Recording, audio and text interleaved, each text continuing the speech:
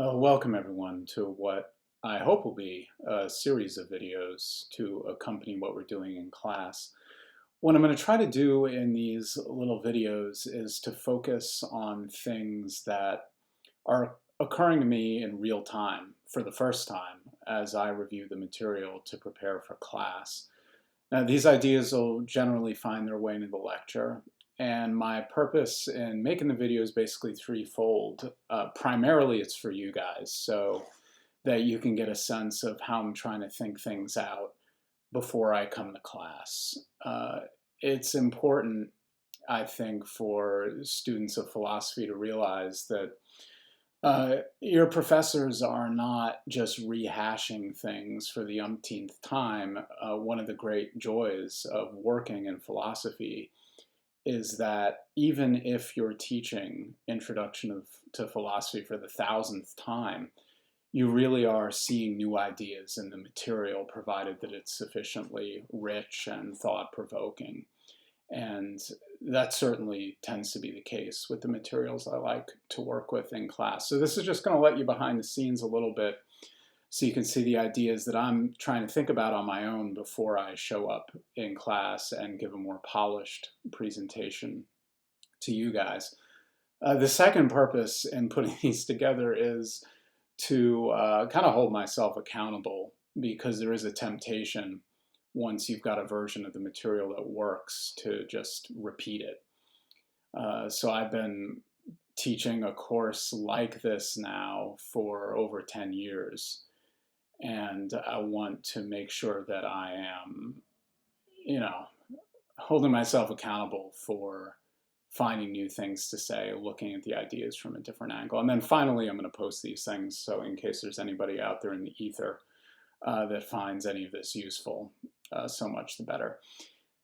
All right, so it just so happens that today, the day after I thought of doing this for the first time, the text that is in the on deck circle for us is the Apology, which is probably the best known of Plato's dialogues, probably between that and Republic. In any event, it is certainly taught an awful lot in Introduction to Philosophy courses, and I have to admit, I do not like teaching this text.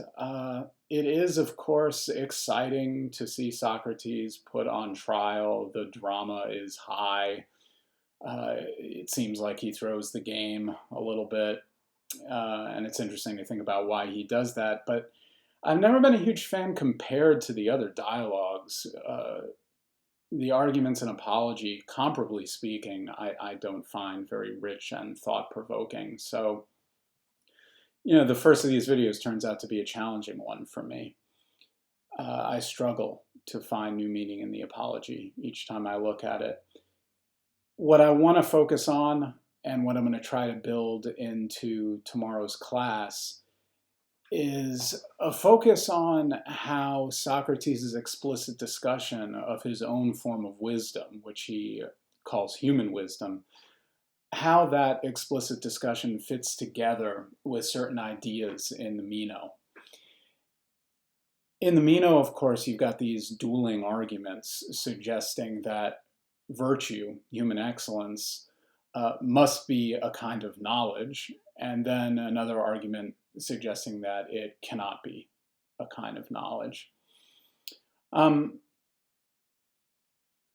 The argument that virtue is a kind of knowledge Socrates calls wisdom in that argument, suggests that to be an excellent human being, which can never be detrimental for you under any circumstances, is essentially equivalent to being able to see what is good and bad in the concrete situations of your life and being able to act accordingly, thereby maximizing benefit to yourself and others and happiness as well.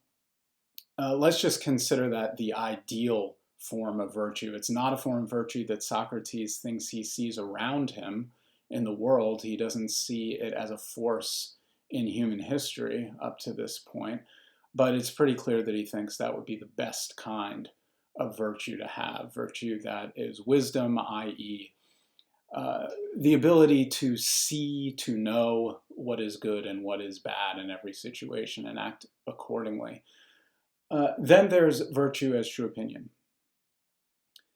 And this is characterized as a kind of gift from the gods, a sort of inspiration, a instinctive sense of how to act in every situation so as to realize whatever benefits lie hidden there. This is the kind of virtue that Socrates thinks is exemplified in the famous Athenian statesman that he discusses, right? Okay, so there you have it, these two types of human virtue. On the one hand, virtue is knowledge, knowledge of good and bad. On the other hand, virtue is true opinion as to the good and the bad. And it seems like Socrates' own wisdom, human wisdom, or philosophy, if you like, is a kind of third option here. This is virtue, excellence, as the dedication to attaining knowledge of good and bad in the awareness that one does not possess it. Okay, hence a kind of wisdom that just is the love of wisdom, a questing after, a love of the knowledge of good and bad that would enable one to really attain a kind of happiness that is commensurate with the rational self-esteem of the human being. I take it that this must be one of the outcomes of the reflection on the road to Larissa and the distinction between knowledge and true opinion as it's presented in Meno. This idea that there's something about human happiness that undermines itself if I get what I want in the awareness that I cannot provide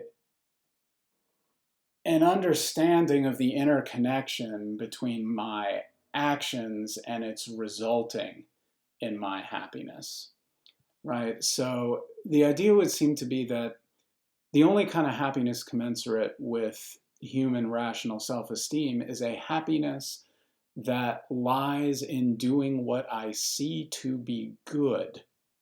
Whereas any sort of good feelings, however good and deep they may be, so happiness considered as a kind of deep, abiding feeling of contentment, if that feeling, if that kind of successful attainment of that feeling results from following some kind of script or taking some kind of pill, the rational self-esteem of the human being is such that the feeling undermines itself because I'm aware that I am not its rational agent.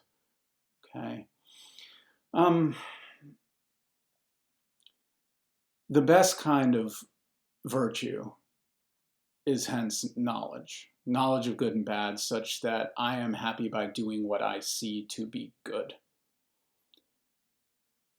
What's curious about Socrates' form of human wisdom or philosophy as he presents it in the Apology is that he claims that it has its own kind of happiness associated with it.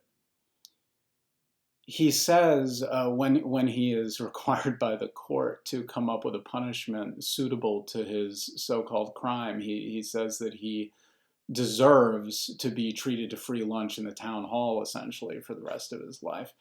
And his explanation is that the Olympic victors are provided with such meals, whereas they make you think, he says to the Athenians, whereas they make you think yourself happy, I make you be happy. So the implication here is that philosophy, the mere love of wisdom, rather than possession of the wisdom that would be the knowledge of good and bad, the mere love of wisdom brings with it its own kind of happiness.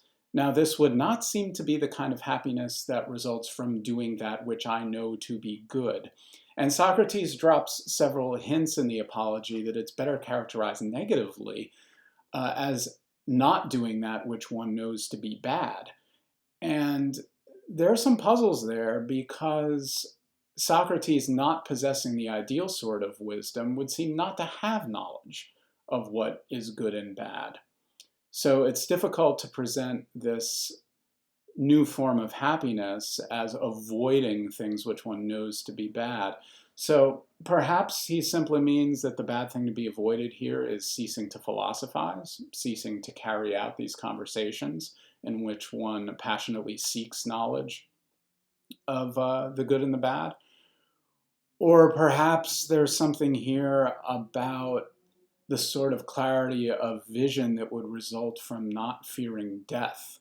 Socrates claims, of course, that he does not know whether death is a good or a bad thing. And unlike others, he therefore is not tempted to do whatever it takes to survive, as other mortals are. So that's a second possibility, that this happiness that would result from not doing that which one knows to be bad is a kind of clear-sightedness that allows one not to fall under the spell of fear, which would plague other mortals as we consider our finitude. So anyway, that's my idea. The one new thing that really struck me reading the Apology. And I hope you found this useful.